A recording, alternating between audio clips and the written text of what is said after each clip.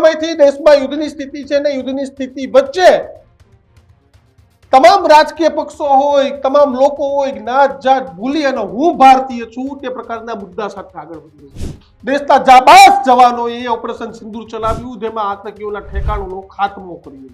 અનેક જગ્યાએ પાકિસ્તાનને તબાહ કર્યું, પાકિસ્તાનના એરબેઝ તોડ્યા.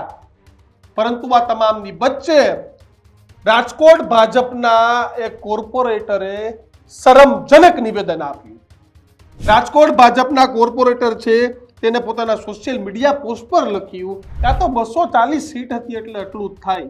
વધારે સીટ માટે 400 સીટ આપવી પડે તો વધુ કાર્યવાહી થાય. આ કોર્પોરેટર શ્રીનું નામ છે ચેતન સુરેજા અને ચેતન સુરેજાએ રાજકોટ બીજેપી ગ્રુપમાં એક પોસ્ટ કર્યું છે કે જે તમે સ્ક્રીન પર જોઈ રહ્યા છો કે 240 સીટમાં આટલું જ યુદ્ધ જોવા મળે. આખું યુદ્ધ જોવું હોય તો 400 સીટો આપવી પડે. એટલે તમે વિચાર કરો કે આ શરમ વિનાના નેતાએ શરમજનક નિવેદન છે તે આપ્યું. તમે એટલું વિચારો કે આ થોડું કોઈ પિક્ચર હતું, તમે 150 આપો તો અડધું પિક્ચર જોવા મળે, 400 આપો તો આખું જોવા મળે. અને જ્યાં સુધી 400 સીટની વાત છે ત્યાં સુધી 400 નહીં પરંતુ દેશની તમામ લોકસભા સીટ, એટલે કે એક પણ પક્ષના નેતાએ, એક પણ પક્ષના સાંસદ સભ્યોએ કે એક પણ ધારાસભ્યએ આવું નિવેદન નથી આપ્યું કે અમે તમારી સાથે નથી, પાકિસ્તાન સામે કાર્યવાહી ન થવી જોઈએ. આ આપણા ભારતની નિશાની હતી. આ આપણું ભારત એક મોરચો થઈને લડતું હતું કે ચાહે રાજકારણીઓ હોય, કોઈ પણ નાત જાતના સાંસદો હોય. મેં ત્યાં સુધી કહ્યું કે એઆઈએમના સાંસદ એની વિચારધારા કાંઈ પણ હોય, પણ અસલુદ્દીન ઓવૈસીને જ્યારે હિન્દુસ્તાનની એકતાની વાત આવી ત્યારે તેને પણ પાકિસ્તાનીઓને મુંહતોડ જવાબ તિરંગા પાઘડી પહેરીને આપ્યો. અને તમે બેશરમી ભર્યા નિવેદન એ રાજકોટમાંથી કરો છો કે જે ગુજરાતમાંથી નરેન્દ્ર મોદી અને અમિત શાહ જાય છે.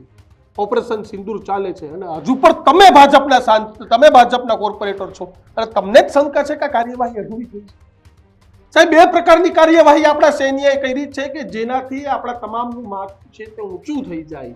કે પછી રાજકીય અને જે રીતે વૈશ્વિક સાથે જે રીતે ટ્રમ્પ મધ્યસ્થી બન્યા એ પછીની કાર્યવાહી ગમે એ હોય, પણ આ સવાલ કોંગ્રેસ છે કે બીજા કોઈ પક્ષના નેતાએ ઉપાડ્યો હોત તો આપણે જોયું છે કે ગુજરાત અને દેશભરની પોલીસે કેવા પ્રકારની કાર્યવાહી આવા લોકો પર કરી છે ને કરવી જ જોઈએ. પણ ભાજપ સાંસદની, ભાજપ કોર્પોરેટરની વાત છે ત્યારે સમગ્ર ઘટનાનો સવાલ માધવભાઈ દવે એટલે કે રાજકોટના નવનિયુક્ત થયેલા શહેર પ્રમુખને પૂછવામાં આવ્યો તો શહેર પ્રમુખ પણ લાજવાની બદલે દાજ્યા. મેં મારી ભાષામાં સમજાવી દીધા છે ને આવું ના કરવું જોઈએ. ના સાહેબ, આ પ્રકારના નિવેદન તમારા પક્ષના કોર્પોરેટરને નથી સોંપતા,